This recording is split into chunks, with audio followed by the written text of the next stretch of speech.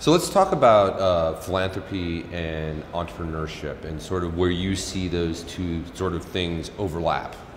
So in some sense, to me, doing well by doing good is my philosophy. That means you can create a great venture, and if the venture can do good, that becomes a philanthropic venture from my perspective. So to me, you can't create a $10 billion company by solving a $1 billion problem. That means you have to go out and solve a $100 billion problem. And it so happens those $100 billion problems are massive social problems, which are education, the healthcare, the clean water, the energy. And if you can go provide access to education and healthcare to billions of people around the world, and if you happen to make $1 billion profit, my hat's off to you. That's a great venture, and that's what we want people to do, is not to separate becoming doing well from doing good, because you can do both, and that's how you create a scalable, sustainable change. Earlier, Melinda Gates was mentioning that even with all the combined amount of money that we have here, if everybody gave it all away, it would only be a drop. Yes. That you can't solve these massive problems: healthcare, clean water, education, poverty, by giving money away. You have to leverage your skills and your brains. That's actually is right. So, most of the people somehow feel making a pledge to give the money somehow is what is going to make the change. I believe that's not what it is. If you look at the people who are successful, the reason they are successful is because they have developed a certain skills. The best thing you can ask them is to give their time. Instead of asking them to give half their money, if they can make a pledge to give 30% of their time, the world would be a better place. So if you think about an entrepreneur or a venture capitalist going out and finding using the same skills to make a great social change, that's much more meaningful than giving away the $100 million, because it's really easy to give money. Writing a check is the easiest thing a successful person does. Giving their time is what's the hardest thing, and ask for it.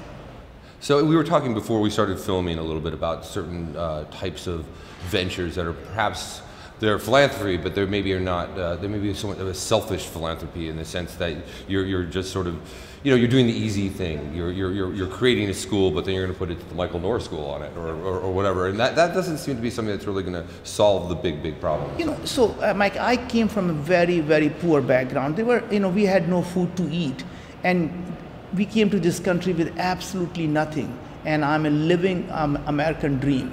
God has been so kind to us, and the easiest thing I could have done was to say, I'm going to go back to the villages I lived in, and there were no schools, so I'm going to build a school there. There was no hospital, so I'm going to build a hospital there. In fact, I'll be so generous, I will build them in 10 different villages. But that would have made me feel really good. But there are billions of people who have no access to education and healthcare. I don't want to do a feel-good philanthropy. I'm going to go out and use my skills to say, why do we really need the schools? Can we actually develop a software that can be as effective as a private tutor? Not just a school system, as a private tutor, and as addictive or as engaging as the most addictive video game. And if you are able to do that, you'll be able to take that education system to around the world and impact billions of people. That means you have to think about the solution very differently when you're trying to impact 1 billion people rather than impacting 100 people. Same type of thing in healthcare. As opposed to building hospitals, what if you can use a $25 tablet device and put a software and the sensors, so a village girl now can create a business charging 10 cents or 15 cents per patient, and now able to diagnose most common diseases better than the doctor.